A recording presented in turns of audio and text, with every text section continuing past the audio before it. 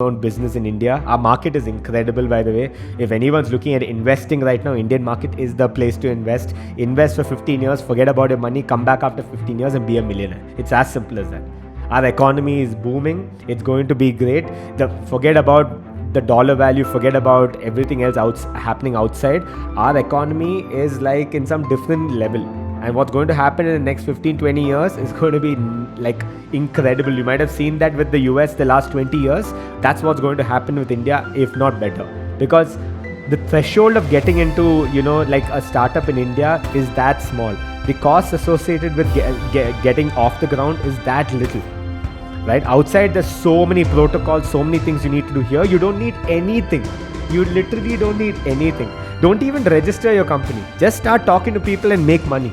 If you can do that, you already have a business. That's all. Hello everyone, this is Shivathmaj and you are listening to Keep Me Inspired podcast show. This is a fortnightly show where I interview entrepreneurs, YouTubers, and other successful people from all aspects of life and help you realize your true worth and get early success in your life.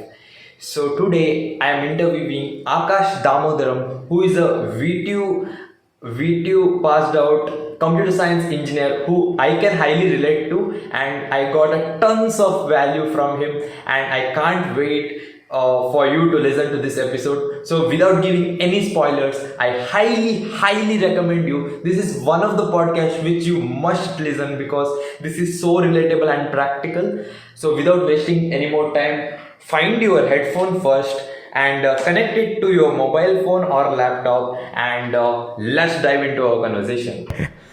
So do you know one crazy thing? Tell me. I am a final year CS engineer, and tomorrow I am having my final exam, and I am here recording my podcast.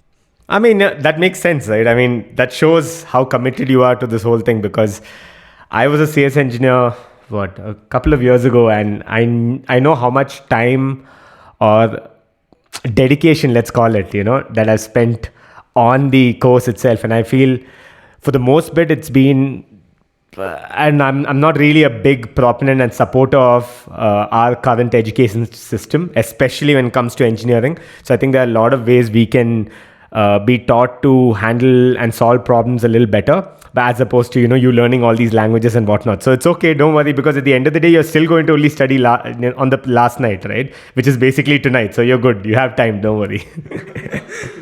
Yeah, that's good to hear. And Akash, I just want to know more about you, because people think that my friends especially, they tell me that you do podcasts, you do YouTube videos, and you do freelancing, you do so many things. But how do you make time for all of this? Like along with engineering, they are like along with their engineering, they want to do all those things just like me. And there are also other educational people who are who want to do so many things at once, and who don't know where to start from. So I just want to go back to your past, where you graduating from your engineering and getting into a job, and then in job you figured out that you don't want to do the job, and you started all this. I already have seen your videos on YouTube, but for my viewers, I think it will be very inspiring to know your journey. Now, if I have to talk about my journey, it's funny, because when someone looks at the content and the type of podcasts and just the content in general I'm creating right now, people think that either I have some background in media or just creating content itself on production side, or it's like, okay, he's been working on this for so long, so that's how he's figured things out, right? All of that is not true. So the funny thing is, just like you, I was a computer science graduate at one point.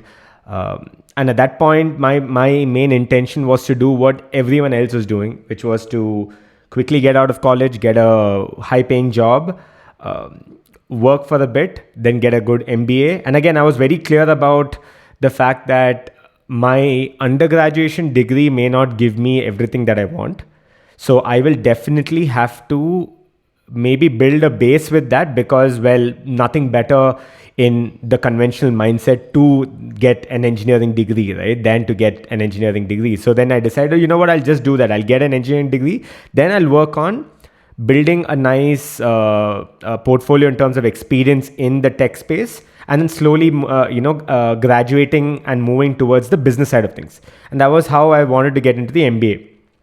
And I've always been drawn to running a business, understanding the nuances of business, the basics, right? Whatever it goes to, either building a startup or just understanding how you can run and scale a business, right? So as I was going through that, the conventional route, which was I got into a regular tech job, which was well paying. I was quite happy with the exposure right at the beginning. I got to meet a lot of people, which is great. But then after some time, I realized that the world was changing and I wasn't learning at the pace that I wanted to learn. And although I kind of carved a path for myself to learn business, I still felt like I wasn't either reaping those benefits yet, or I was waiting till the time I would get an MBA degree for me to even think about building or starting a business, right?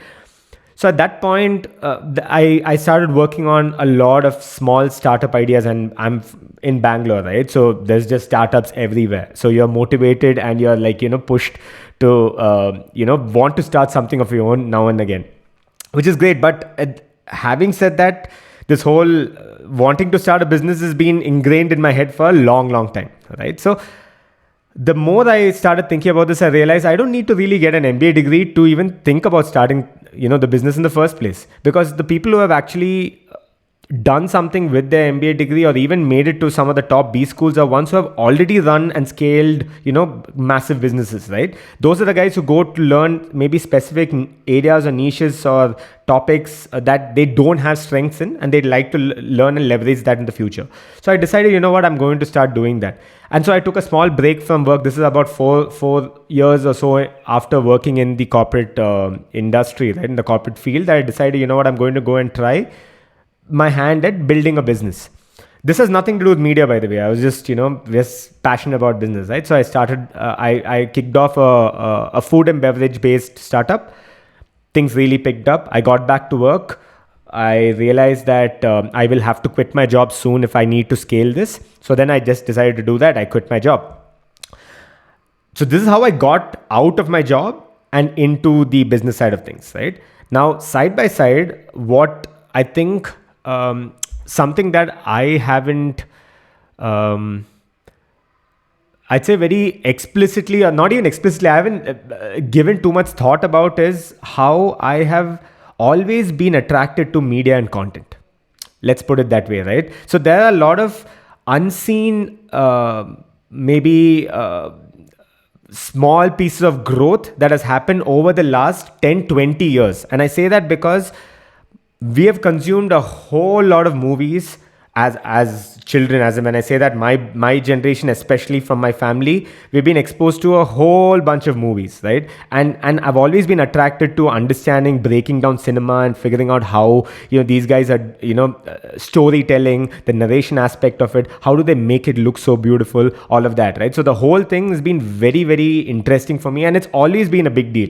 I'd done a couple of movie critiquing and reviewing stints with a publishing house when I was in college. Just I think a year or two before, maybe 2 years into my engineering degree, I realized I'd like to write about things. So I joined a publishing house and I started critiquing movies as well.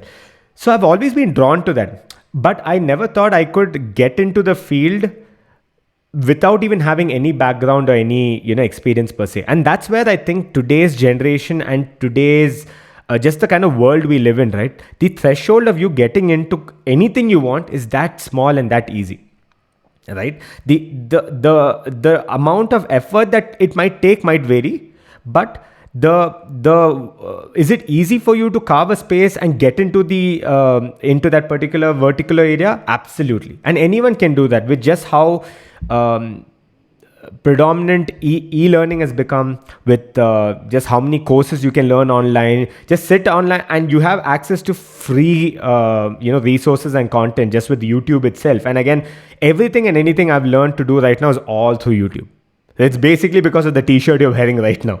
It's from just wanting to learn, having a passion and drive to learn something, and just constantly keying in those things in Google or YouTube and then seeing, okay, how do I learn this? How do I figure out the next step? How do I get it to look better? How do I understand, okay, this is what this creator has done. How do I ensure that I can also get to that point? And all those answers are available for free on YouTube. And well, you couldn't have asked for a better resource, right? I mean, there are a lot of people who want to pay for resources, which is great. I mean, there's also a space for that. I'm not denying that. But if you have the time, then you can always do it literally for free, right? So coming back to this, I think I started figuring out that, okay, I when I started consuming podcasts, I was like, I don't see a lot of Indians doing podcasts at the level or the production value that a lot of Westerners are doing, right? And at that point, I was like, okay, and also certain topics that I wanted to talk about and keeping it super candid, maybe the way we are talking right now, and keeping it very light instead of doing a proper interview. I mean, interview format has been there in in our Indian culture for like years, for decades, right? You switch on any news channel and most probably it's an interview that's happening, right? And it's very formal. And formal, the conventional aspect is something not our generation, our culture, I'd say, is very good at doing, right? But in terms of keeping things super candid, but also getting the kind of knowledge or gyan or the answers that you want from someone is definitely a skill that you have to build. It's not too easy to do. And that's why a lot of people realize when they get into their 20s that, my God, I can't hold a conversation, right? This doesn't have to be for content. Even generally with just talking to another person, right? Oh man, I can't hold a conversation at all.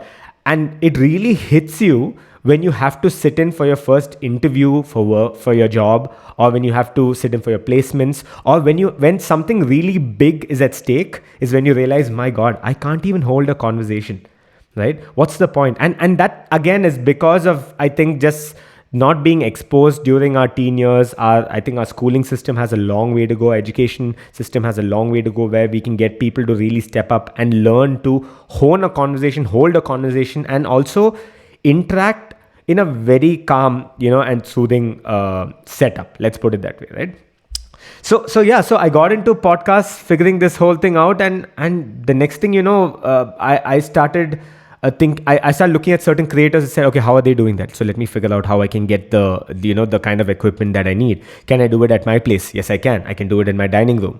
What's the kind of lighting I'll need? And how can I keep my costs really low? So what I did was I just started borrowing all the equipment from my friends and family members. Every single piece of equipment for the first 10 episodes was completely borrowed. The only thing I invested in was, I think, the lavalier mic. And maybe a lantern, a regular lantern that you can get for like $150 on Amazon. I just got 2 bulbs inside that, and that was my lighting system. And that's it, right? In terms of recording, I already had a laptop. I would record into that. I got 3 cameras. I actually got 5 cameras from like random families and friends and whatnot. And I said, okay, I'll give it back to you after a couple of months if you're not using it. And it was the pandemic and they're not going anywhere. So why do they need their DSLRs, right? So I just set it up. And I did invest in the tripods as well. Again, it cost me like $1,000 or $2,000. That's about it. With this, this I think is is exactly the kind of example I was talking about. You don't need too much to get started today. And also I was very drawn to making it look a certain way, and I wanted it to, feel a certain, had that production value, but you don't even need that. You can just use your mobile phone and get going. It's as simple as that. So I got started with that, and then I realized, man, I kind of unlocked this seed that I was talking about, where I was, drawn to media, right? I was consuming media. I was watching movies. I was watching the right type of content. That whole thing, it's been building up for 10, 15, 20 years, has now kind of, grown into something else. And I realized this is where I would like to build a future. And this is what I would like to do. So now when I sit down to create content, I bring both the technical and the problem solving aspects of the business and the technical side, whatever I've gone through my job and, building a business, and also the creative aspect of what it takes to be a content creator. That's why this might have been a long rant, but what I was trying to get to was tell people that nothing goes to waste. A lot of people think, like you were saying, you have a lot of friends right now who want to get into this, right? If you are doing things with the right intention of motive, and you're just not whiling away your time. Let's say that you're not wasting your time, right? If you're not doing that, then somewhere or the other, these things will come back to help you out in the future. That's what I believe. So I might have been in the corporate space for 5 years. Well, it has definitely helped me understand technology really well. It's made me understand how I can put my thoughts onto documents. It's also given me an idea of how I can crunch numbers, make a proper Excel sheet, present it to people, how I can talk to people at a formal level, hold those kind of conversations, close deals, so that didn't go to waste. Right? Then what about the business side of things? I just tried scaling a business or starting a basic startup. Well, everything I learned there is going to help me now as well as in the future. I know that for a fact. And on side by side, all the movies that I've been watching, everything that I've been learning by just watching anything in entertainment to drama to just content itself, right, has now helped me kind of understand this is the kind of picture that I would like to paint with my content creation journey. So it's all come down, it's all kind of amalgamated and come together to give you, what you're seeing right now. And once I got into it, I realized there are now clear steps with which I can take things to a next level as I go through maybe 10, 20, 30 episodes or so. And that's what I've been doing, right? We moved away from shooting in our dining room to, then shooting in a studio space. Then we moved away from that studio space into another studio space. And then the more I started doing this, I started getting a lot of inquiries for people who wanted to be on my show. But we weren't very specific about who we are taking on, right? We can't just say yes to everyone, right, under the sun. So we are very particular about who we are taking on as well. So most people we've had to say no, but there have been certain people who have really proved it. They've reached out to me and said, hey, this is why. And I think this is why I'm a good fit for your show. And then we're like, great, let's do that. So yeah, it's been a very interesting journey. And I know it was a long rant, sorry. But this is kind of what my journey's been like the last, I'd say 10 years or so. But like I said, you're always kind of, working and building towards something subconsciously, and you may not be aware of it. Like, did you start your podcast in the year 2020? Yes. So the pandemic, I think the year before the pandemic is when I quit my job. And at that point, I was fully motivated and driven to only working on that startup. The startup was called Tuxstand. It's not there anymore because I kind of got my energy, resources, and time to be kind of moved away from that into the media work that I'm doing now. But the more we got into the pandemic, the more I realized that these regular things, the conventional routes that you go into office and just how things worked with the work environment itself was going to change and evolve. So at that point, I needed something to keep me going, and that's when I decided to try my hand at podcasting. So I might have started ideating and planning things out from maybe March or April of 2020. But even a year or two before I left my job too, I was very clear that I wanted to create a podcast because I was consuming a lot of podcasts at that point. So I was talking to this about I was talking to my friends about all of this, where I was asking them, what do you think about creating a podcast? And this is when I was at my job, right? I was talking to some of my colleagues and they were like, this is a great idea, but it's a lot of work because you have to do, literally, you're basically trying to create a documentary of sorts. And that's something I've realized. The episodes that we put out, we're putting in so much thought and time into it. It's like a mini documentary that we're releasing every week or every other week. So it's very challenging. I'm not going to lie. And I knew that, and still I can tell you, after knowing all of that, I'm telling you the work is even tougher. It took me even longer to publish an episode, right? But I think it is because I was inherently drawn to it. So to answer your question, yes, in 2020, I think in the first or second quarter is when we started planning things.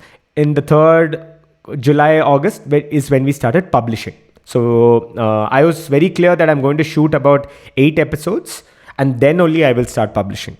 So then I have like enough of, breathing room, because I wanted to publish 1 episode every week and not take a break no matter what. And we were able to do that till the second wave. For more than a year, we kept going 1 episode every week. And that helped us in the growth as well. So staying consistent has so many benefits, but this is one that has definitely helped us in the long run.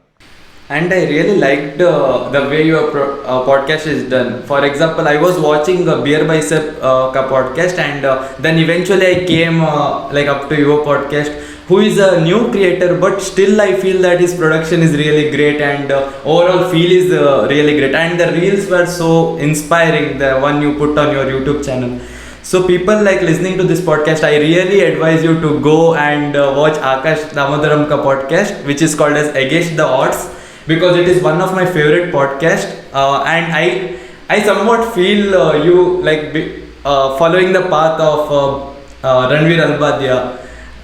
That's a big dude. That means the world to me. I've actually gotten a couple of comments like that. Few people who have reached out to me for either sponsorships or collaborations, and they say we may not have connections to people like Ranveer, who's doing some incredible work. There's no denying that. But maybe we can collaborate and do something, because I'm seeing your content quality at least the same level, if not better. So I and again this is not. I had a very clear idea of what I wanted to do in terms of creating the podcast, but how it was going to look and feel and all that is something I figured out along the way. And even now, I think it's going to keep evolving. Right, the more I study and the more I figure out, okay, this is what really helps people understand the kind of messages we're trying to send out. Maybe I'll change up the format slightly, but the long story, or the the long-term goal rather, is to kind of create something that gets people to think and act, and is very relatable to our generation. That's as simple as that. So if you sit down and just ask questions to another person, definitely there is credit. I mean, there is some value there for sure. But if you're able to do the same thing in a very simple, candid conversation, it's like you're also part of the conversation. And that's the kind of feedback I've been getting, like I'm listening to you and your guest talk, but it's like I was also there sitting and just, like chatting on a Friday night in a party. But we're talking about important things. We're talking about something that gets me to think about, how I need to proceed or move ahead with my life. So yeah. And that's sort of like you are the average of the 5 people you surround yourself with, and if you continuously like keep listening to such podcast, I think this is one reason I am very selective at choosing whom I surround myself with, because I enjoy having quality conversation more than talking about other people or all those news and other negative stuff. So I just want to ask you, what are the 5 key takeaways you got from all of the podcast interviews you have done so far? Because you have interviewed some of the amazing guests like Narpat and so many other creators who are very selective in giving their time to specific creators. And what are your key takeaways from them? Wow, that's a big question, man. I'm just thinking. But it's a big question. It's a tough question because there's no right or wrong answer to this whole thing. But what you're saying reminds me of something that I keep thinking about time and again, that with all my guests, right, when we shortlist them, we're looking for certain things. And that's the reason why we say, okay, yeah, this person should be on our show, right? And I think the thing that stands out the most is you have a very clear idea of wanting to get something, and you go at it with absolute conviction, right? And that's something every single one of my guests have had. They want to do something, they are going to do it, and they're going to go at it properly and stay consistent, right? So that's something I've noticed. And I think it's probably because people have to first understand what they want to do. So maybe, you never know, some of these guys might start somewhere but might eventually evolve and pivot into another stream. Like for instance, I started in a very different stream. I've ended up here, and who knows, I might move from here to God knows what, right? But I think the idea is that you have that conviction to want to make it there in a particular field, which will drive you to your right passion or field. And again, this question about uncovering your passion or uncovering your purpose is a very tough one. And that's what a lot of these podcasts and a lot of these self-help videos try to do. They're like, watch this video and we'll tell you how you can uncover your passion or your purpose. It's not that black and white. It's not that easy to do. right? If it was that easy, we could just watch a couple of videos and then, okay, this is what I need to do for life. But you'll see with most people, they might start somewhere, like I said, and end up somewhere else entirely. So the biggest thing I've noticed is they went for that, and this is all because of doing things, not because of thinking about, okay, I should get to this point, or this is what it might help me, this is how I can achieve my dreams. No, the idea was just get to doing. So how can you get your hands dirty? That's the best and simplest advice I would give anyone to uncovering your passion. Now, this doesn't necessarily mean that, okay, so I'll give you a simple example. What are you drawn to right now? What do you think that you need to be? Where do you think your passion lies right now? My passion right now lies in technology and communication. Okay, great. So now if you're looking at tech, right, if you just sat around watching videos, and if you just sat around thinking about tech, and if you just consumed as opposed to getting your hands dirty, right, you are going to continue thinking that your purpose and passion is technology and communication, right? Because you haven't gotten around to really working with things firsthand. Now, let's say this bit of technology requires you to, I don't know, if you want to maybe go ahead and get into a startup space.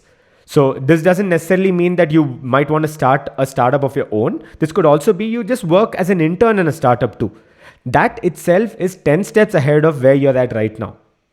And all of these things compound over time, right? So for instance, if you get into a startup and you're interning, you realize, okay, this is how a startup works. Or maybe you're more drawn to the product. So you realize, okay, this is how this product works. This is how the tech product works. And this is why there is so much of a demand in the, in the market right now.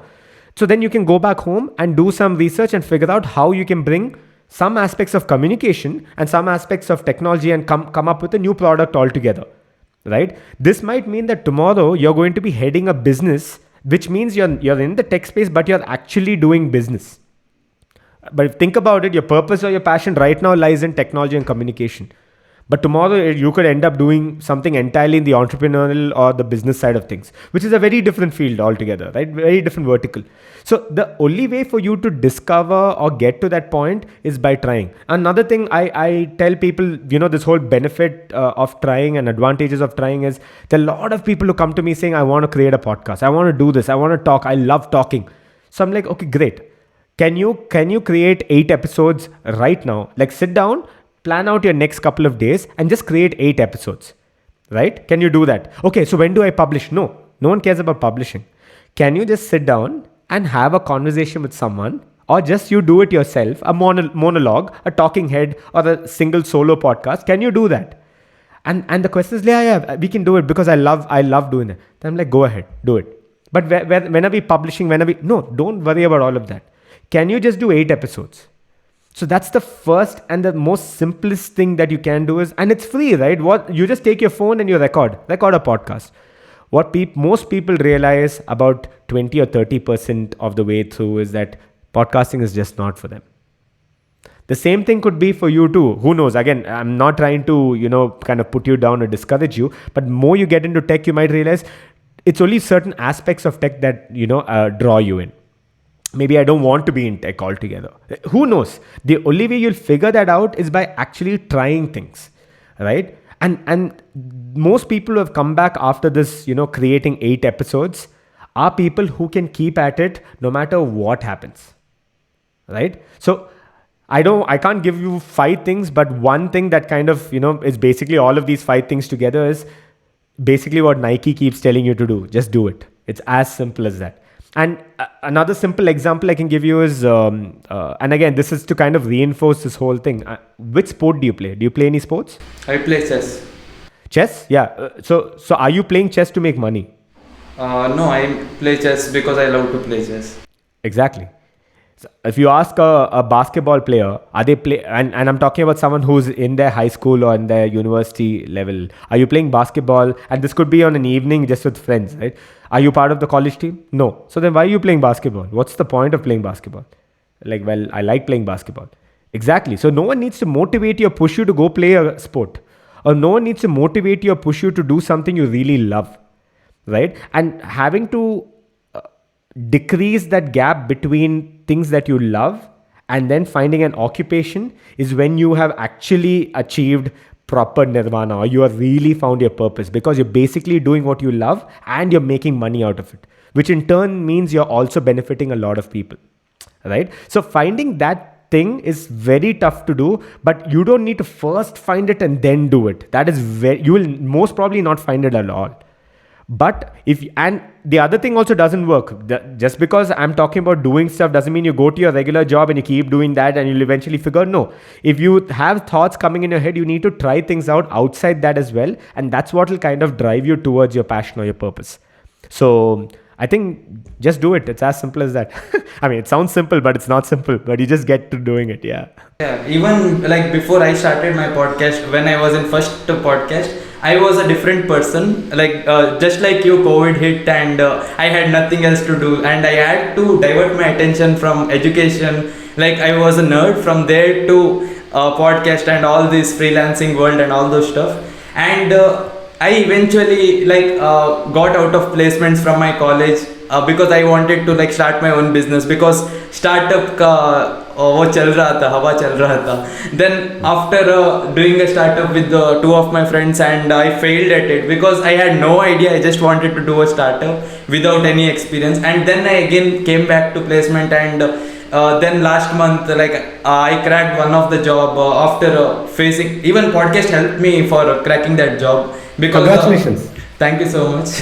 And I think yeah, definitely doing podcast or doing YouTube video, everything will help you in one or the other way. Even if you keep on doing, I am not a perfectionist like you, because I saw the quality you put in each and every video. But for me, I just posted because I like to post. Initially, even I had the intention of making some huge money from starting a YouTube channel, but then right now I just make it because I love to do it. Yeah. Even podcast I do just because I love to do it. That's good. I mean, and I would implore, or rather beg you, to keep that attribute of yours always. Like, don't let that fire die out, because and again, you're saying I'm a perfectionist. You've gotten it spot on. I am a perfectionist, but perfectionist doesn't necessarily mean that you need to have your product looking perfect. And people get this wrong. A perfectionist is a trait, is a characteristic of the person, right? So in this case, I'm a perfectionist, and a lot of perfectionists are like, I need it to be this way, I need it to be that way, and it ends up looking like shit, right? Because there's so much. So many ideas, and also wanting it to look 100%, that either they don't end up publishing or they don't end up putting their product out in the market, and instead, it just kind of gathers dust, or it's just an idea in your head. That's it, right? But in my case, I was very clear about trying to stay consistent and also try to make it as perfect as I possibly can.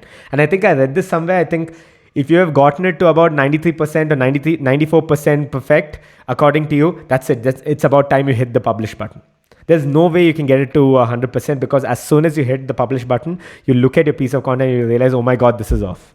Oh no, this is off. What do I do about this? Do I take this off? No, you can't do it. It's now out in the world, and that's that.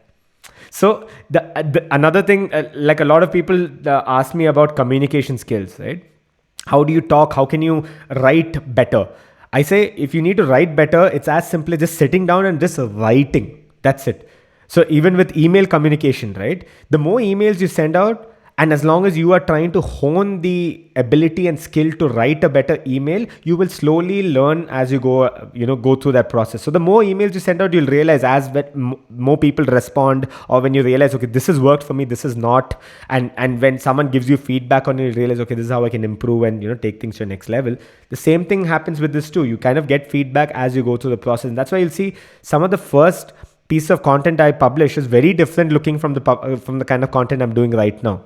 Right? And it's all an evolution. Who knows, in a year it could look very, very different too. But it's okay, because at the end of the day, the experience and the kind of consistency that I have, learned, or the discipline of just trying to stay consistent, has helped me reach the point I am at right now. And I would have never been able to do that. I mean, if you think about an ideal scenario, right? The first video I published should actually be looking like the video I published like last week. Like that would be my dream as a perfectionist, right? Like I would want it to look like this. But I had to go through 200 videos for me to even get to this point. Right? There's no, and probably I'll say the same thing another 200 videos down the line. You might be telling me the production value is good right now, but in my head, I'm like, maybe it can be better. And it's because I'm striving to make it better. It might get to a better point. But a lot of people get this whole perfectionist thing really, and they take it too seriously. What will people think? My God, imagine if it doesn't look a certain way. What will people think? But people are going to pass judgment either way. No matter what you do, it's going to happen. So you might as well get with the game. And I think striking a balance between discipline and perfectionism is the ideal thing to do. Discipline with consistency and perfectionism with just knowing that it's good enough. And then you just get going. Yeah. Don't put out shoddy content. That's not what I'm trying to say. Right? Yeah. If you have done your due diligence and you think you have done everything you can right now, or if you think you're running out of time and you've still done everything but you still want to improve, don't try to improve. Just put it out there. It's fine. It's not the end of the world. Yeah, and the only way people will stop like talking about you is if you don't exist. Yeah, that's true. That's true. Man, that's a tough thing to do. But yeah, no, I get what you're saying. And what is your take on Shark Tank? Because recently I came across one of my friends suggested, and I simply love this episode. And during exam, I am literally addicted to this episode. So if I motivate myself, if I study this much question, I will watch one episode of Shark Tank. Yeah, no. So my wife and I have been watching Shark Tank, the US, the global one for quite a few years, and I remember watching this maybe about 6-7 years ago, and I was like, man, this is incredible, right? That whole how you're drawn to the startup space or just wanting to have a business of your own, it really comes out because it's so well presented. Now when I watch Shark Tank, I'm more worried about how the episode looks. Because I've reached a different space, right? Earlier I was like worried about, oh my God, look at this business evaluation, look at that, the valuation, how much has the sharks, invested in this? That's great. And I still kind of think about that. But the first thing I do now when I see not just Shark Tank, any piece of content is, okay, the lighting looks a little off. This could have looked a little better. How is it that each one of their audio is so crisp? Where's the audio coming from? I'm thinking more from the content and media side of things. But yeah, Shark Tank is incredible, man. And I think it's high time that it came to India because it's created a wave of sorts now, right? I think Shark Tank India still has a long way to go compared to, how it is in the West. For instance, after I watched 1 or 2 episodes of Shark Tank India, I started watching Shark Tank Australia. It's something that I think they stopped publishing in 2018 or 2019. But they have a very different market in Australia, extremely different market compared to the US and India. So when people watch that, they'll get a very different idea. You'll realize technology doesn't even exist in Australia almost, right? And the kind of things that we understand the technology, those sharks don't even get. But that's okay. But these guys are huge entrepreneurs. They have like massive, banks for them to, throw at all of these, entrepreneurs and the guys who come on the show. But I think it's a good place for people to get into the startup space or the business space for sure. And it's so well produced. I'm really happy that it's finally come to India and there is a wave right now. And I'm hoping that with already the boom around creating your own business in India, our market is incredible, by the way. If anyone's looking at investing right now, Indian market is the place to invest. Invest for 15 years, forget about your money, come back after 15 years and be a millionaire. It's as simple as that. Our economy is booming. It's going to be great. Forget about the dollar value. Forget about everything else happening outside. Our economy is like in some different level. And what's going to happen in the next 15, 20 years is going to be like incredible. You might have seen that with the US the last 20 years. That's what's going to happen with India, if not better. Because the threshold of getting into, like a startup in India is that small. The costs associated with getting off the ground is that little, right? Outside, there's so many protocols, so many things you need to do. Here, you don't need anything. You literally don't need anything. Don't even register your company. Just start talking to people and make money. If you can do that, you already have a business. That's all. So yeah, I think Shark Tank has definitely opened doors for a lot of people to dream big. But I'm hoping that it kind of evolves into people really being, inspired, and who knows, someone who's watched the Shark Tank episode, even including you, 2-3 years down the line, running a very profitable business of your own, or maybe you're on the next episode of Shark Tank. Who knows? Thank you. Even I always think about like starting my own business. Even I failed once in the year 2020. I just want to know from you that even this question, most of my friends have, but if I give my example, I think even they will get their doubt clear. So if I want to start a startup which will help to solve a problem with the content creators. Nowadays, like everyone are starting their content creation journey.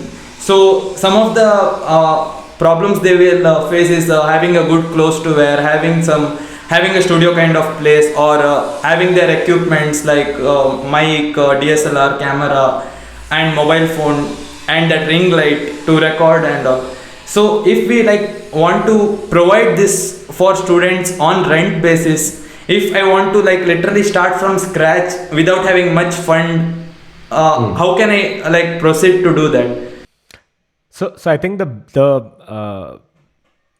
you asked me a question about what has been common with all my guests on the show, right? I'll tell you the same thing for entrepreneurs and for successful businessmen, right, or women, right? The number one trait that you should have as any person getting into business, startup, whatnot, is you should be drawn to solving problems. That should be your first skill.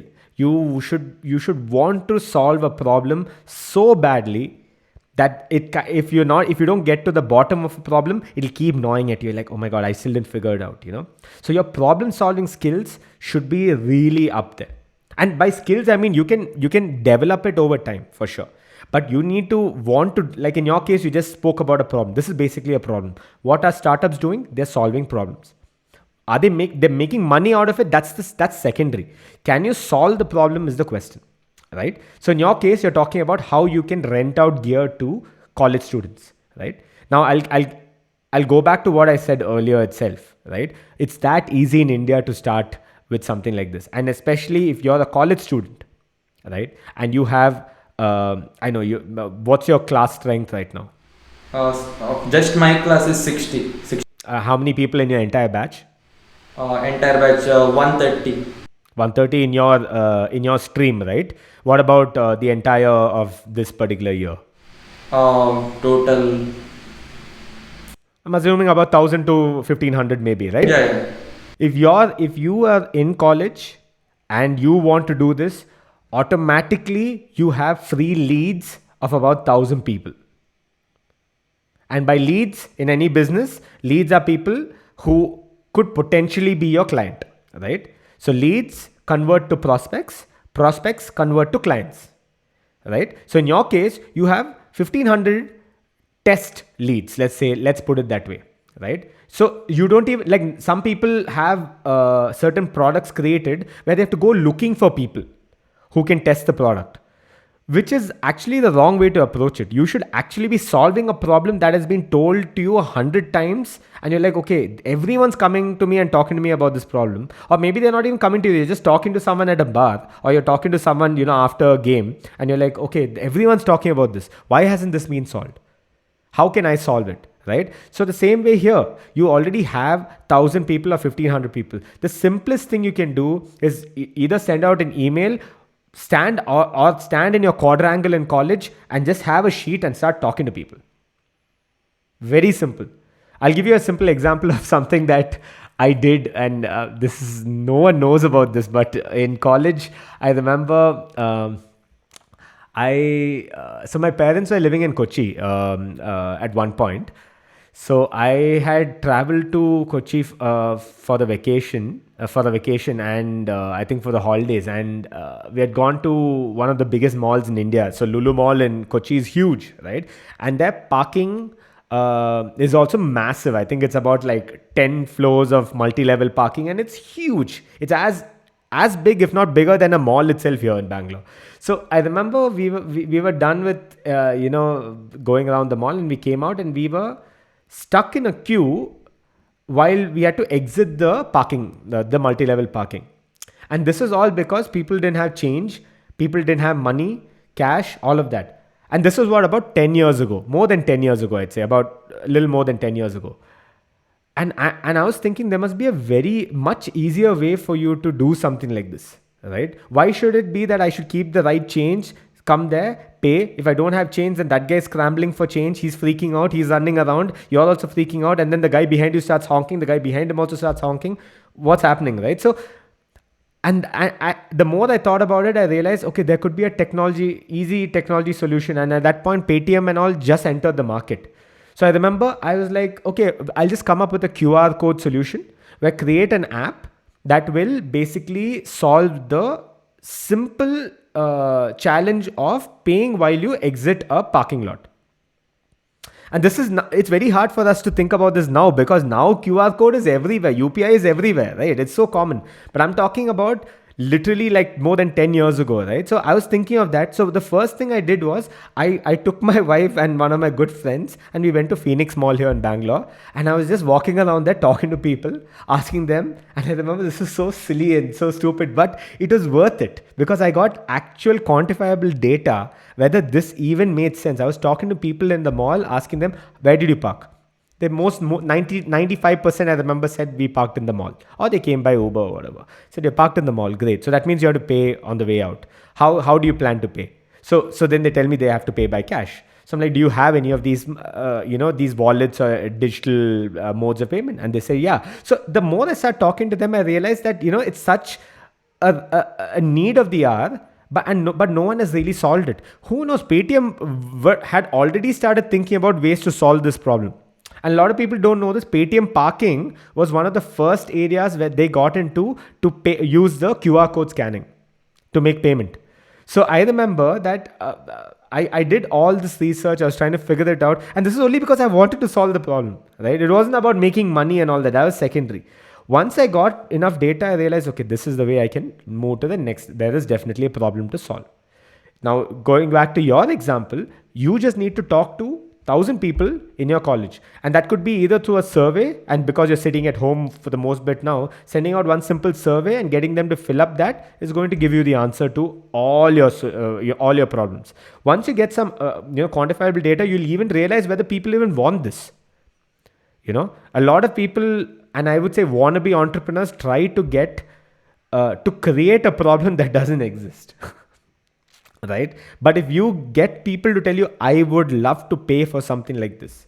Now, there are so many other challenges with what you said. They're college students. Do they have enough of a budget? Do they even want to spend on something like this? Do they have the time to do it on top of their education? How do you ensure that if they're studying from their own village or home or town, how do you send this equipment to them? How do you there's so many challenges to this, right? So I think first of all, trying to figure out whether there's a problem to solve is the first step, which is, like I keep saying, the biggest skill or trait any person can have, let alone a startup or an entrepreneurial enthusiast can have, right? And then once you get to that and you have data, then okay, now let's look at the business model. Is there a way we can make money? Who knew that YouTube will be available for free and you can still make money out of it? One of the most profitable businesses for Google and Alphabet, right? But think about it, right? Everything's free for us. But they started monetizing off of our, attention span. They start monetizing off of, ads, which is crazy. So even if you don't have a direct mode of revenue, you can always come up with some secondary option as long as you are solving a problem. So yeah, I hope that answered your question. I went on for a long time, I know, but yeah. No. Yeah. I think every podcast guest adds some one or the other massive value into me, and that's how I am evolving. Yeah. And, that's awesome. And thank you so much for this insight. You just twisted my direction from starting a startup to solving a problem. Yeah. No, I think you can always you can always scale a problem that is solved to be a business in so many ways. But the question is, can you solve a problem and also get paid for it? And so in this example, if you finally realize there is a need for it and there is a lot of demand, your next step should not be to go and incorporate a company. Your next step should not be to look at how I can build so many things, build a website and scale, get an official email ID, get a desk where I can work, where people can come, where I can rent a studio. No, that's not it. The first thing you need to do then is to see how you can make money out of it, and money should hit your bank account. Right? Are people willing to put money to basically buy or use your service in this case. If you are able to get, let's say, 6 months of your target sales and you get that revenue, then next step would be, okay, now I can look at incorporating if I need it. If even at that point, if people don't even come and tell you, say that, I don't mind working with you individually and I don't want a company, right? So if you're working with certain companies, they'll have restrictions saying we can only work with an incorporated company, which I can understand. But many people make the mistake of assuming we need to be incorporated so that we can approach certain companies and certain individuals, which is absolutely wrong. If you're solving a problem, people will pay and they won't have any issues at all. So that's where the next step should be for you to ensure it hits your bank account. And again, this is very important. This is something a lot of freelancers, a lot of entrepreneurs, struggle with. They think that, okay, I've gotten 3 prospects or 3 big deals, huge deals, 20, 30 lakhs worth of deals lying in my email right now. They have confirmed it. Don't worry. It's all happening. Don't worry. Nothing is happening. If they're able to pay half of that amount into your bank account and then you start with work, then yeah. Otherwise, it's still on paper. Nothing has happened. Nothing is turned into reality. So that's another big thing. Whatever you do, ensure you're backing it up with numbers, and then that is also backed up with actual money that you have received. And that's where your whole alpha beta process happens, right? You figure out if it's a product you're selling, you figure out it goes through so many transitions. In that pre-incorporating itself, are you able to make 20 lakhs worth of sales? Can you do that? Right? Like I'll give you another small example, right? If we have the time for it. So in this case, I started this podcast with zero intent of making money, being very honest.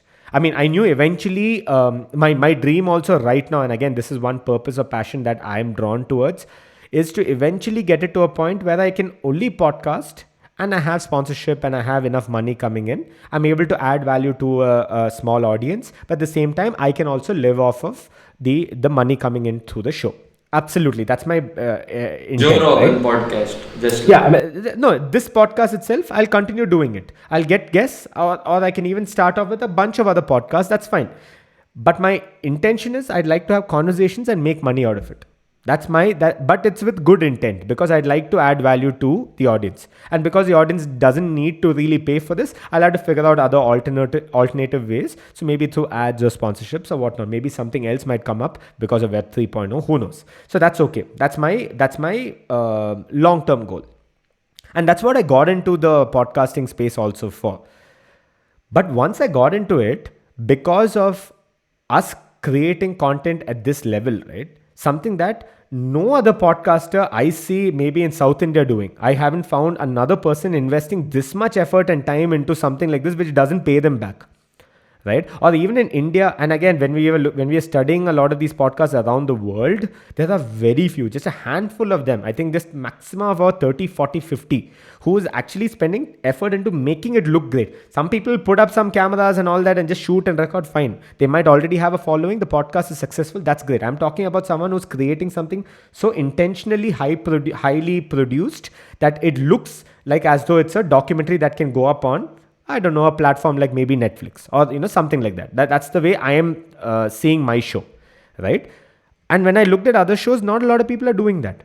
And because I was doing it at this level, right, it got a lot of people thinking, how is he able to do this? Because I'm sure he's not hiring any big team to do this.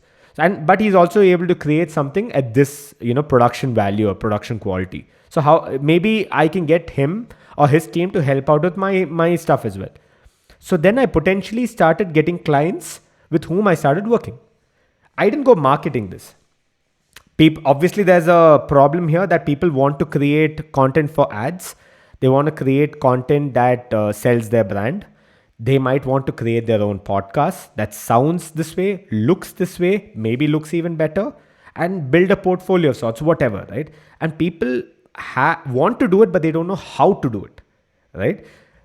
And from there, I got a lot of clients, a lot of people who wanted to work with me and with my team. But my team was just me. It was me doing everything, right? So I started off with taking up everything and anything, because at that point, my startup wasn't doing that well. So we had to have money coming in. So then what did I do? I said yes to pretty much all the clients that came my way. through the course of doing this, I learned, okay, this is what I should be doing better. This is how I can improve my game. And the more I got into it, I was getting paid for it and I was learning on the job, which was crazy, right? So then eventually I got to a point where I got some really high paying clients. Like I'm talking very high paying clients. It was, I'd gotten to a point where the monthly income was more than my salary itself that I would have gotten at my corporate job. Then I was like, wow, this is great. Have I incorporated a company? No. Did I have a website? No. Did I invest any money apart from what I'd already invested in the podcast? No. So what I'm trying to say is, if you have a demand in the market or a need in the market, and if you're doing something to set yourself apart, people will throw money at you, I think. I believe that. I personally believe that. Money is all secondary. It will come no matter what. And then I realized I could demand any price from my clients and they were okay. Being very honest, and no way am I trying to blow my trumpet or something, but I'm just trying to explain to you that I had to say no to certain clients who said, we don't have this budget. I said, that's fine. That's okay. But we have improved our game to this level. This is the price point that we would like to work at. So they said, okay, fine. So about 4 clients said no, or they were very hesitant. I said, it's fine. I said no, and I moved on. What I realized is from 8 clients, or let's say 10 clients, I cut out 5. I got 5 who said yes, which meant that I had to do less work for more money then. If you think about it, right? Like you have 10 clients. If you have 2 videos or something, 2 podcast episodes per client, you cut 5 out, automatically 10 episodes are gone. You're only working on 10, but you're getting paid double the amount. You're saving money. You're making more money and you're saving time, which is a big boon. Now I've gotten to a point, I'm like, okay, I've made enough money. I see that there's a demand for it. I'll maybe build a website for it. Then if I require it, I will maybe incorporate a company. Then I'll see whether I need to go into the next level. But otherwise, you can get started as a freelancer and offer your services or your product. It doesn't matter. If people are able to pay for it, then you're set. Then get into the other things of, there's no point saying I have an awesome office. You want to come see my office, bro? It's awesome. What's the point if you're bleeding money? And that's what most of the startups are doing today, right? Their revenue is like pathetic. Their sales, their profits are like so negative. It's like bleeding red. And you're like, what do we do? How do I get it to a point? You can't just go public and try to make back that money, right? So yeah. So I think the first, the basics of businesses, if those things are in place, everything else will kind of follow suit. Wow, I never heard this, and I badly needed to hear this. Because the example you gave, I was able to relate myself 100% to it. Like the mistake I did, like starting and registering my company, going to some offices and creating a website, all those things. And right now I'm doing freelancing along with my engineering.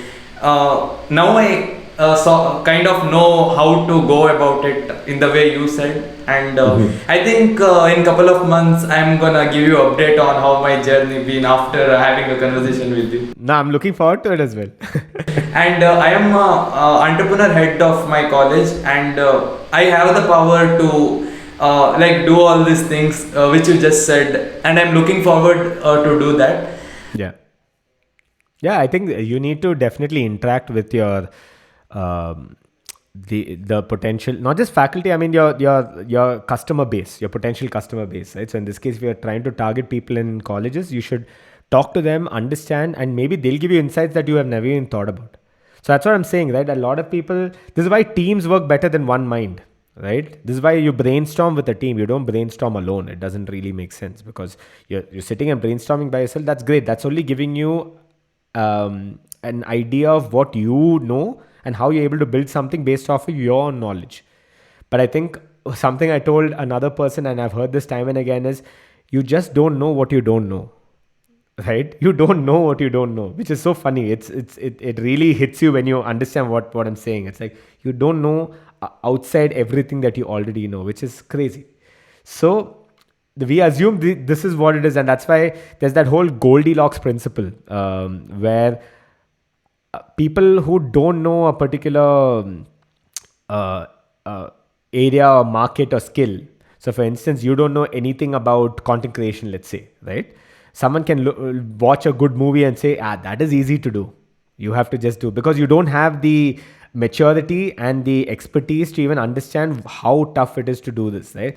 Then when you start studying about content creation, your graph goes up. You're like, okay, it's I can do this, I can do it. Then you get to a point and it completely dips. You're like, shit, it's so tough to do.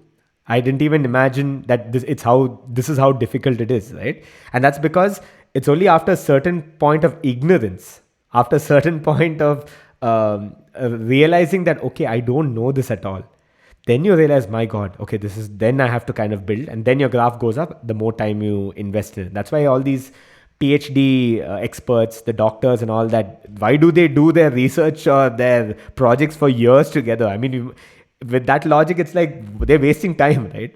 Why does a person spend 5 years or 10 years on their thesis or their PhD? If it is that easy to do, you can just do it overnight and give it, right? But that's because only an expert knows that they don't know enough, and they need to like uncover and get through so many layers before they can even say to a certain degree that they have some expertise. So yeah. And more you know things, that time you will understand how much you don't know. Correct. And exactly. an arrogant person will say he knows everything. Correct. Absolutely. So I think that's the thing, right? The more you get into it, and this all comes with just doing. So just keep trying, keep doing things, and the more you get your hands dirty, the more you realize, okay, yeah, now I've figured things out. I at least know where I should be heading next. So I already had like enough enlightenment, but I have some particular set of enlightenment questions which I asked to all the guests. Because every guest has a different opinion and different set of advices for this. You can answer them in short or however you like. I will definitely answer long, because you know me, I tend to just talk and No, go on. if you have time, you can answer in long, because I don't mind, because Sure. I love having conversation with you. Sure. So what are some of the book recommendation you can give to me and my listeners? Because I am an avid book fan. I can see that. I can see it behind you. In what field? What In self-help aspect? and business and money. These are all different things. Okay, money is a good one. I'm actually working on a YouTube video to talk about this one book that has really helped me when it comes to money. It's called The Psychology of Money, and I'm sure if you've already been Yeah, I think first in the few pages I self-help read it. it's incredible. The author has spoken nothing up directly about how you invest or how you handle your money, none of that. He's spoken more about your relationship with money. He's spoken about the psychology aspect of money. And I think it's very important for you to get that aspect right. So I would highly recommend for anyone, not just anyone who wants to save or anyone who wants to do the right things with their money, but I think since everyone has to work with money, it's like a must read, I would say. I think it's Psychology of Money by Morgan Housel. Highly recommend the book. But yeah. And since we are talking about work, I would doing the work, I would recommend 2 books. One is Deep Work by Cal Newport. Incredible. It was a life-changing book for me. I would highly recommend it. And second is, I think, Shoe Dog by Phil Knight, right? Talking about Nike. I would, it's a great story. And I think these 2 coupled together can go a long, long way. Thank you so much. I just started few pages going into Psychology of Money, and I will finish it after my exams. Yeah. And what are some app recommendation which you use to increase your this productivity or any other stuff? Okay, so there are. This is crazy because when I quit my job, I had to figure out a lot of things because I was my own boss, right? So I had to get the right apps on board, and I tried a bunch of them, so many of them.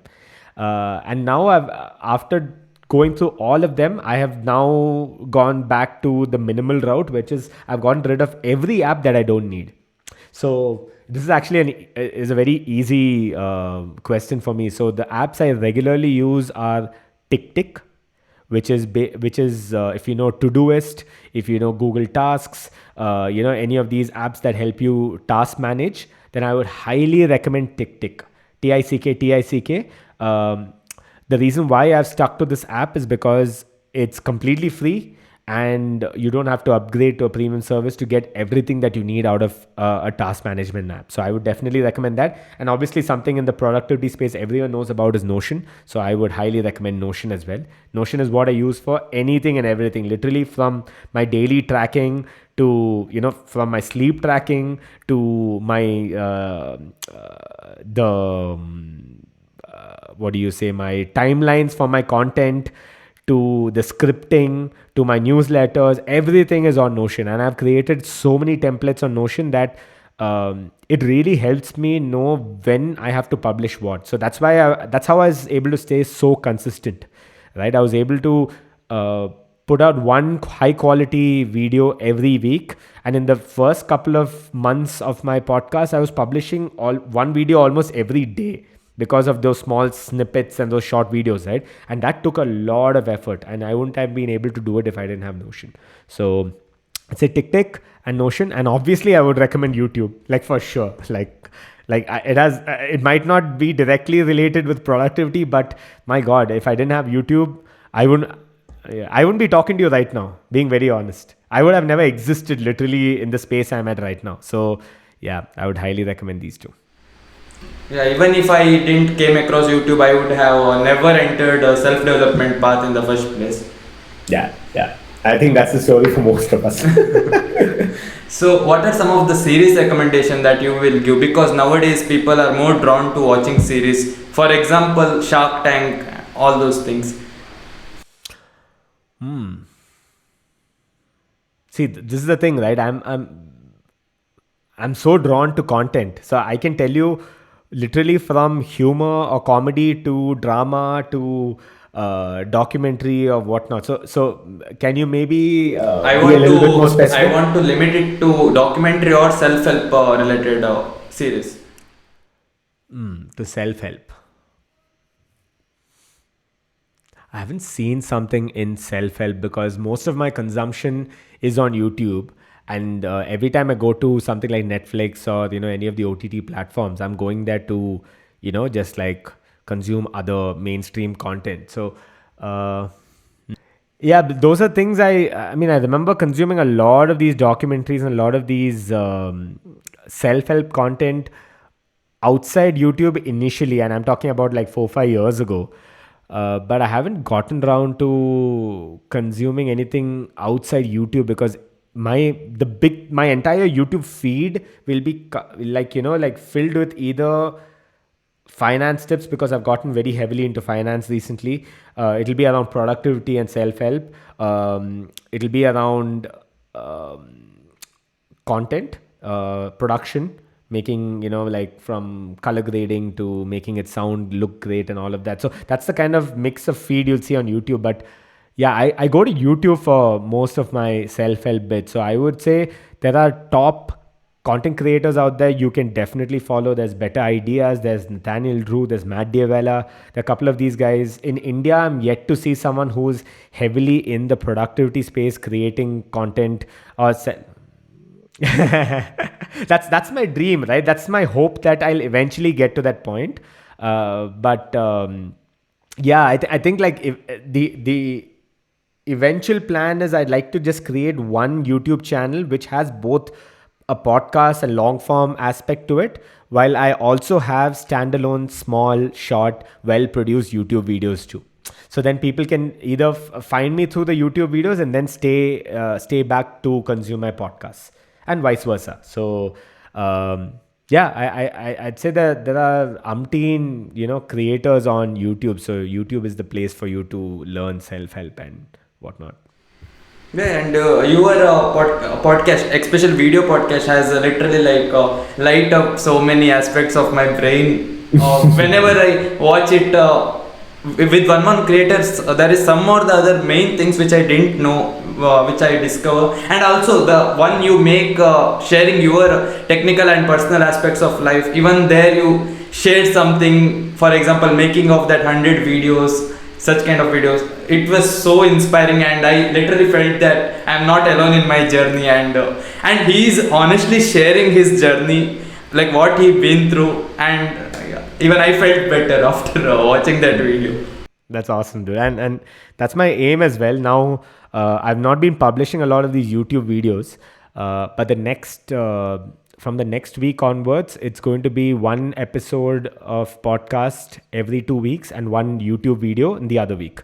So I'm planning to start with that balance and try to stay as consistent as I possibly can. Have a lot of shooting I have to do today and tomorrow. So that's the plan. Let's see. All the best for that. I know you will do great in this field. I sure hope so. Thanks, man. And I personally have a habit of collecting quotes from the guest I have interviewed with. So, what are some of the quotes that inspired you? Because for me, words are everything.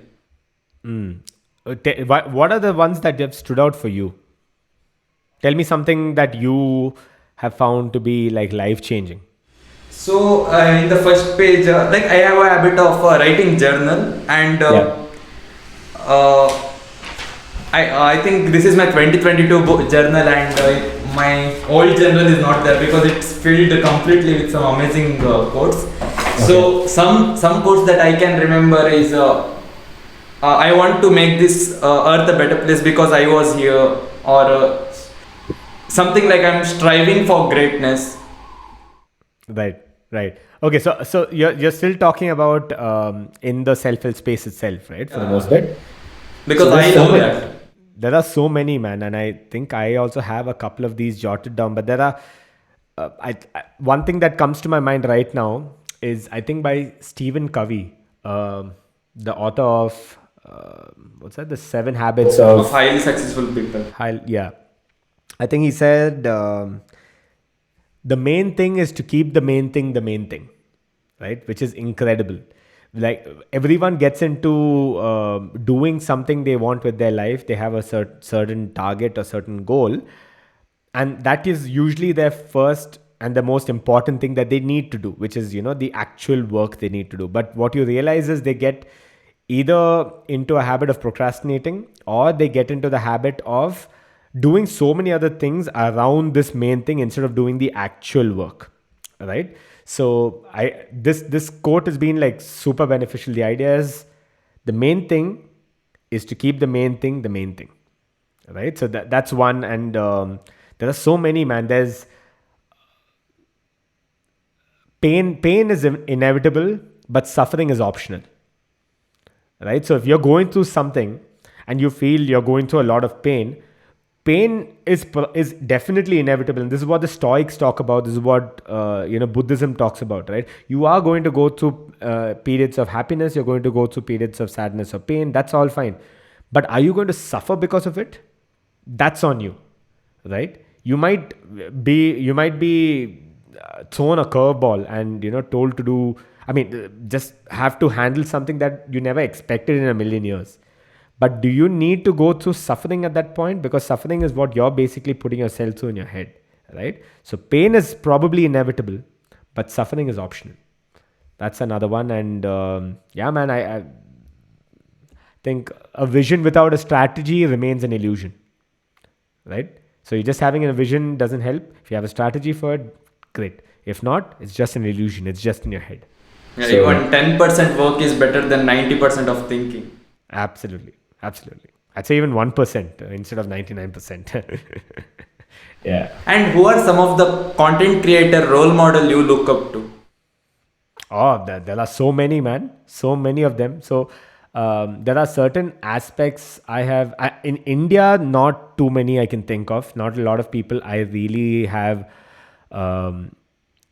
I aspire to be, and that doesn't necessarily mean that they're not good. I'm just trying to say the kind of style and the kind of content that they create. I don't see a lot of people doing what I want to do in India, which is good for me, I feel personally, right? That's one. But outside, I would say my podcast is heavily inspired by the Rich Roll podcast and Matt Diavella's podcast, The Ground Up Show. So these are 2 podcasts that I have really studied and understood what they've done with video podcasts, because those guys are creating some incredible looking content, not as opposed to sounding. Most of the podcasts sound great, But does it look great? Those are the ones which I have had to, these are the two podcasts. So the Ground Up Show by Matt Diavella and the Rich Roll podcast. And in terms of just regular YouTube videos that I want to create, Matt Diavella is a great creator. There's Captain Sinbad, there's Better Ideas, there's Nathaniel Drew, there's anyone who's in that self-help space, and you would already know that. If you've seen one of their videos, the other recommendations that you see are probably from the other creators. So any of these guys you follow, you'll see that they're creating content at a different level, and that's what I would like to do in the coming years for our Indian creator economy, if that makes sense. Oh yeah, Colin and Sameer show as well for podcasts. Incredible podcast. I would highly recommend anyone who's in the creator economy space, or is a creator, or wants to be a creator, likes anything creative, definitely tune into the Colin and Sameer show. Incredible stuff. What inspires you to do everything you do, Akash? That's a tough question, man. No, I think one, because I don't see a lot of people doing what I'm doing, right? That really motivates me to want to do this. But the biggest thing is, and that's how I got into this. And that's what I explained initially in our conversation as well, right? But now it's gotten to a point where I'm almost addicted to helping people out. It sounds very weird, but especially if you don't know how to go about doing something right, you might seem like you're stuck. And that happens with anyone with their startup venture or their creator journey, or just in life in general, right? How do I save money? What is the kind of job I should be looking for? How do I uncover this? Where do I find my passion? Or what am I supposed to pursue? All of that, right? These are questions that everyone has time and again, right? The more I have started creating content in the self-help space, the more I've realized that people will only learn all of this if they watch or consume content. I mean, quite a few pieces of content. You can't watch one video and then find something revolutionary and say, wow, this is set, I'm good.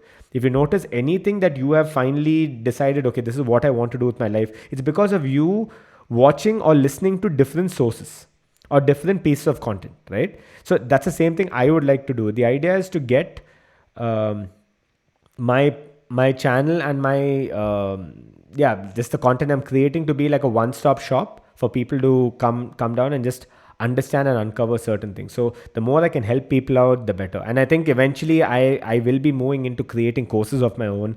I have a few plans of helping people, because I get the same question. See, this is the thing I was telling you earlier, right? Is there demand for something? The answer is yes. For most things, people want to learn online. So for instance, people want to know how to start a podcast. They can go and Google it. They can go and find it on YouTube. But is it coming from me or someone who's actually done it, and you're creating it at that level that you want it to be created? Maybe not, right? Someone might have just created some podcast and they say, I've done this. This is what I've achieved. But then you'll realize, I don't want the podcast to look or sound the way that person's podcast is.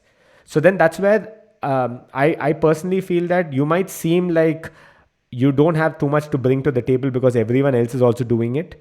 But the unique factor that you bring is invaluable. It's priceless.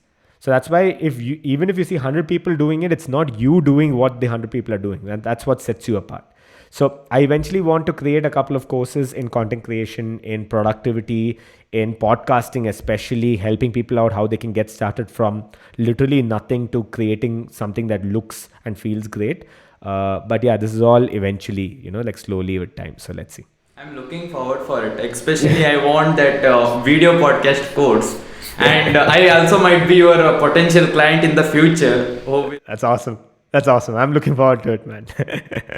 And how can people listening to this podcast get in touch with you?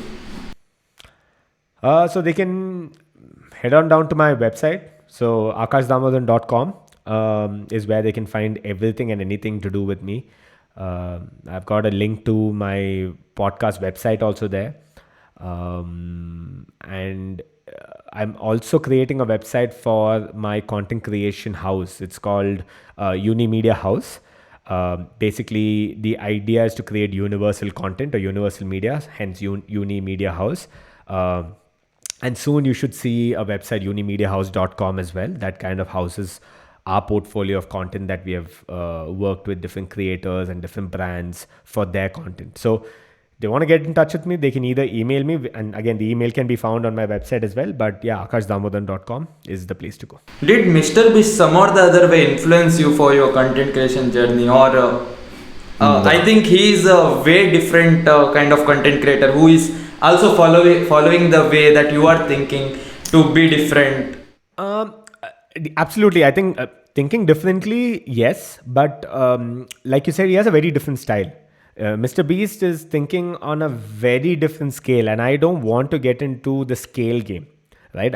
After having worked on different startups and different businesses on my own, I've realized that I don't want to make the next Amazon or the next Google, or something really big, or maybe something really big in the creator space also. What I would like to do is have only potentially 10 clients or a couple of clients, handful of clients, which is able to feed me and my family, but at the same time I'm able to add value to them in turn, right? So I would like to draw the line, because I personally, I'm doing all of this, I'm really working hard right now, so that way I can reap the benefits maybe in the next 5-10 years, and really not work as hard as I am right now.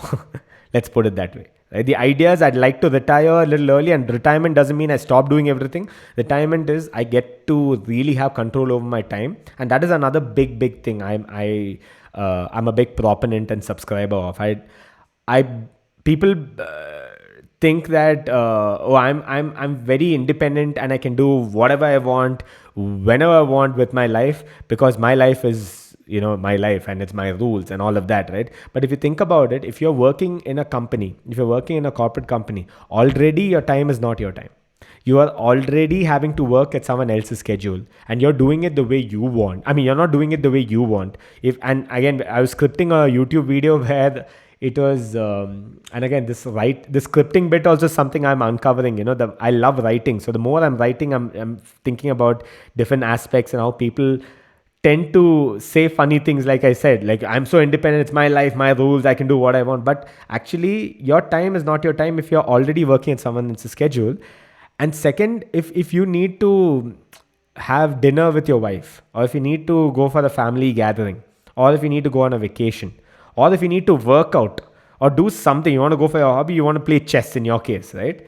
You have to first think of what your work schedule looks like, right? You have to first check whether your schedule, you have a meeting at that time, can you log off, can you go and have dinner with your wife, and only if the work is submitted and done for the day can you even do what you want to do with your life. Which if you think about it, you're not independent then. You're actually, you're actually relying on someone else's schedule for you to do something, right? So for you to really have ownership of your own time, you need to do something of your own, I personally believe. And that is the main reason why I'm drawn to wanting to run something of my own. Not because I want to scale a big company, not because I want to make a lot of money. If someone paid me, I don't know, like enough money, and I'm able to, I don't need to do all this work, I'll actually stop doing the work. Maybe I'll slowly start creating because I still have a passion and drive for it. But in terms of, getting time to spend with my family, go on a vacation, can I get 6 months to travel the world? If I get all of that, then yes, So that's where I think you need to uncover that bit. And I think having ownership of your own time is a big deal. I think even right now, after you giving this answer, I am very much clear. I want to end up something like you, because yeah, it sounds great that you created Amazon, but finally, if you don't have that freedom and all those things, it's useless. It's useless. Like, a lot of people discuss how Elon Musk has become so successful, right? And the question is, would you want to be Elon Musk? My short, simple answer is no. Would I want to be Gary Vaynerchuk? Short, simple answer is no. I don't want to. Because I know how much the time and effort they're putting into something like that, and they are probably driven by it. That's what fuels them. So good for them. But do I want to do it? No, I would rather just chill on a beach and relax. That's me. I would rather go for a walk when I really want to go for a walk, as opposed to delaying my walk because I have to, tend to something else. And this doesn't obviously mean You shouldn't work hard, you shouldn't have discipline, all of that. I think only if you work hard and you have discipline is when you can kind of build all of this around, around your life. And that's when these things will slowly come back to you. So when I create some of these videos, I have these small write-ups. Some people ping me and say, what are you saying? You're saying you basically should just chill and not do anything. I'm like, no, the answer is actually counterintuitive. It's the other way around. If you work hard and have discipline, then you can choose when you want to go for a walk. Right? So it really comes down to that. So, yeah. So, wrapping up the whole podcast, I just want to ask you one last question. And I think this question is very deep. So, you have to be prepared for it. Holy shit, dude. Okay. So, let's say tomorrow, all of a sudden, you are invited to give a talk in a stage which you had no idea what kind of stage that would be, and you go there on time, and you see that in that stage entire youth is watching watching the stage, and people from all over the world gathered there, and you are in the middle of that stage, and you are given 5 minutes to give your piece of advice, whatever you learned throughout your life, to them, and they are curiously listening for what you have to say. What would that be? My God, dude. I'll come back tomorrow. You said tomorrow, right? Not today. So I'll come back tomorrow. So you will prepare the script till tomorrow. So I'll tell you something I started doing, I think at my when I got into my corporate job, was to try to get as uncomfortable as possible in these weird situations, like facing stage fear head on. Like, how can everyone has stage fear. There's no, like, two things I've learned which everyone has. One is fear of the stage fright, or fear of just being on stage, and two is the fear of heights. These are two things that everyone will have. Anyone can say, I'm not scared of height. You put them on a 20th floor, they'll be like shitting bricks, right? So in this case, I know I have a good control of my communication and language. So I know that I'm sorted from that perspective. The only thing I don't have is experience or exposure. That's what I realized. And in school as well, I remember there were a lot of places where I went on stage and the words would just not come out of my mouth, right? And then because of that, I had this big, like a stage fright issue, that I didn't go on stage at all for the next 10-15 years. So when I got into my corporate job, I realized that even now I'm not done that. I've never put myself out there, right? So then I realized, man, it's not worth it. I'll just try to make a fool of myself. It's okay. But I need to face it head on and try to be as comfortable as I can in uncomfortable situations. Right? So in this case as well, if one thing I had to say in 5 minutes, it would be to get uncomfortable with being uncomfortable. Again, I'll say that again. Get comfortable with being uncomfortable. The more you're doing something that's really uncomfortable and something that you want to do, right? The more you're doing those things, it means you're doing the right thing. You're facing resistance. You're facing it head on, and you're facing these challenges, and you're getting to the next level. So I would say get comfortable with uncomfortable situations. So what I did was the same thing. When there was an opportunity for me to go on stage, I'll be like, yeah, I'll do it. There's no host for this. I'll be the host for this show. And there were a lot of places, and here you see, I'm talking to you very freely. I'm able to maybe crack a couple of jokes and all that. And that doesn't happen when you go on stage. The moment you have a mic in your hand, you're like, oh shit, what's happening? Right? But I had to get comfortable with that. I had to realize that even if I screw up, it's not the end of the world. Nothing happens. Nothing has changed. Right? So I started doing more of that. And that is also maybe one reason why I felt like I could run a podcast. I could get into that conversation space. Like, otherwise, it's very tough to keep a conversation. Like, you might have 10 things in your mind, but how do you join those dots? How do you connect those dots and get to what you're trying to say? And how that other person can understand what you're saying is very, very important. And this is a skill that not just in podcasting or content, it comes back to help you in business, to freelancing, to anything, right? Because you're trying to convince someone else. You're working with someone else. You're trying to get them to know clearly what you're trying to explain. So it's very important. So In your case, you told me now, what if I had to face the entire world and I had to do this in 5 minutes, right? Even if I knew that I had to face the entire world, I would 99% not come prepared. And this might sound very like completely counterintuitive. Why should I, who does he think he is? He can come and speak whatever he wants. No, that's not the intent here. The intent is I might have a basic layout of what I have to say, but there is no learning or mugging things up and all of that. I am not going to do that. So in this case as well, you asked me, like, literally now this is how I would speak even on a stage. I had got a couple of TEDx opportunities. It didn't come through because of this whole COVID thing, right? So it happened during that phase, and then it got scrapped. It might happen in the future. If it does, great. If it doesn't, also it's okay. But if I'm and there are a couple of places where I've been called on stage to talk. Most places I've tried to not come prepared with the script. Not come prepared with anything per se. I just know these are the bullet points I need to go through. I will try to wing it as much as I can. Because I know that even if I do well here or not, there will definitely be another event I will have to speak, on stage, right? So it doesn't really matter. And second, another thing I will do is try to interact with the audience as much as I can. So once I ask something like this, and here also in our conversation, I asked you a couple of questions, right? Yeah, so that's the same thing I would do there too. I would really just ask people, and that'll really get people to relate with you. And I think that, so in this case, I think as an example of me just going on stage and talking to people, and something that everyone needs to do is just get comfortable with being uncomfortable. If you want to be a stand-up comic, go on stage and tank, say some random nonsense. It's okay. But that's how all the top stand-up comedians have, grown to where they're at right now. If you want to be a host of an event, go on stage, go to some small event and say, I'll do it for free. Or take the small paying gig and go screw up. It's okay. But you need to go back home and sharpen your tools.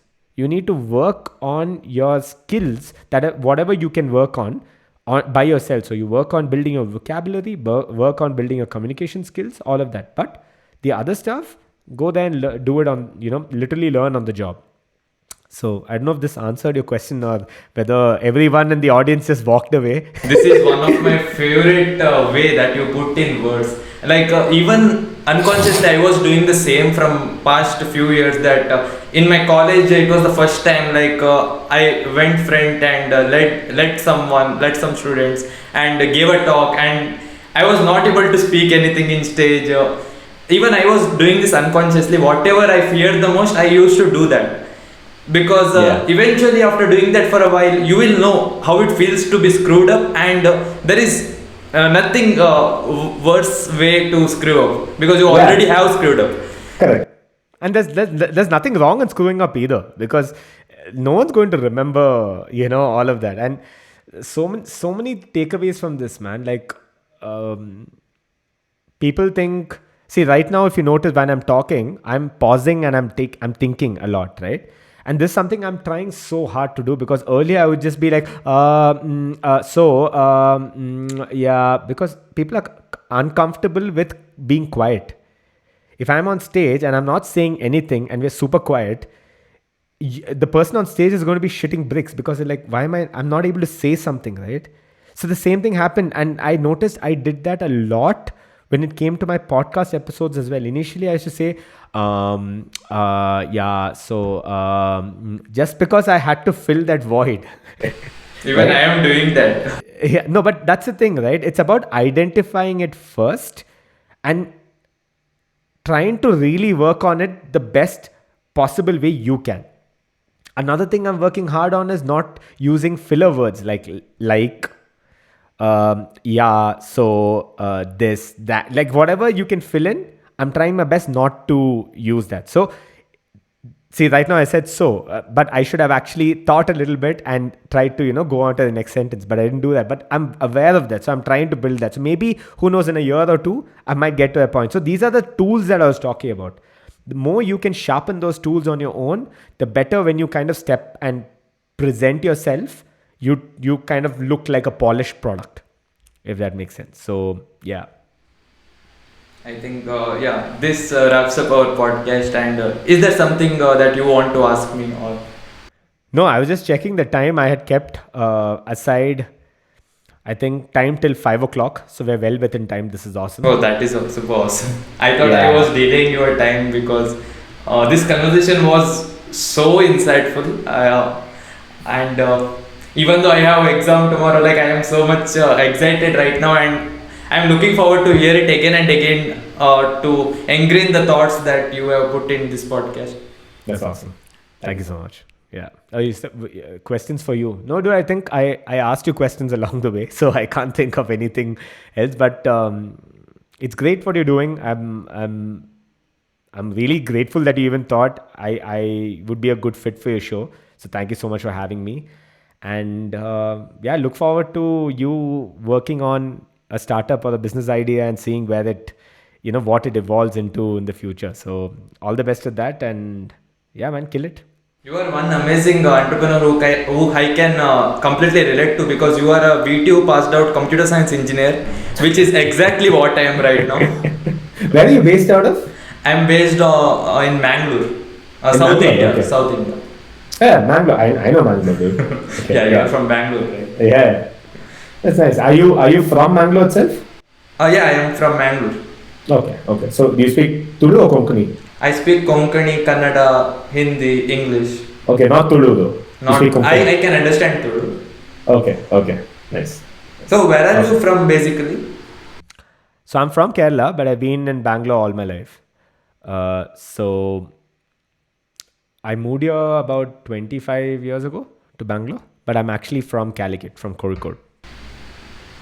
So I just want to like keep a note of this that while we are recording this podcast, Akash is having 3.3k subscribers and I am having 857 subscriber and 490 subscriber on my another channel.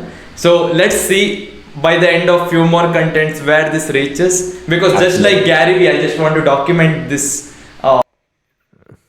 Yeah, absolutely. And see, that's the thing. I've never been very adamant about hitting some, these numbers or targets with subscriber count.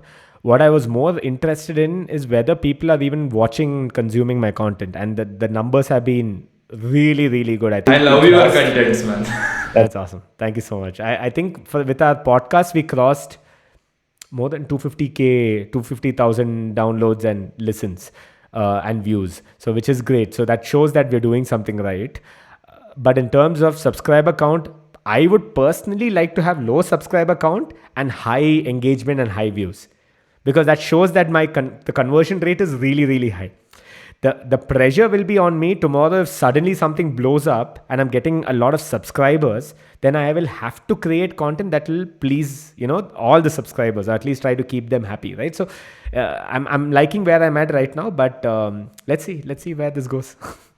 All the best, man. Thank you so much, man. All the best to you too. Yeah, thank you. Thank you so much for listening to this show. So while recording this video, tomorrow I will be having my big data final exam in my 7th sem engineering, and I am so passionate at it. That's why I am doing this. Irrespective of that, I still have one module to finish, and I will study, and no matter what, I will manage my passion and studies. So thank you so much for listening it till the end. This was a lengthy episode of all the other episodes. I understand that, but I hope you got enough value out of it.